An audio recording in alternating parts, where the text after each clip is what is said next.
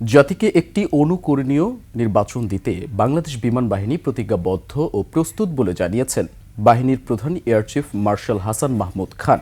জাতীয় সংসদ নির্বাচন ও গণভোট ২০২৬ উপলক্ষে বিমান বাহিনীর ঘাঁটি বাসার বাহিনীর সদস্যদের করণীয় নিয়ে প্রেস ব্রিফিংয়ে কথা বলেন তিনি।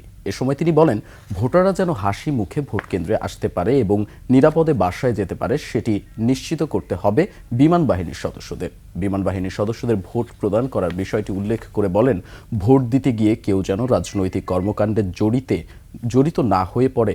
নির্বাচনকে সুষ্ঠুভাবে পরিচালনা করতে ৩,৭৩০ জন বিমান বাহিনীর সদস্য নির্বাচনে মাঠ পর্যায়ে দায়িত্ব পালন করবেন বলেও জানান তিনি। জাতিকে একটা অনুকরণীয় নির্বাচন উপহার দিতে আমরা প্রতিজ্ঞাবদ্ধ। ইলেকশনের আগের দিন এবং পরের দিন, ইলেকশনের রাত, ওই সময় আমাদেরকে অত্যন্ত সচেতন, সজাগ এবং অ্যালার্ট থাকতে হবে, যাতে সুন্দরভাবে মানুষ আসতে পারে, যেতে পারে।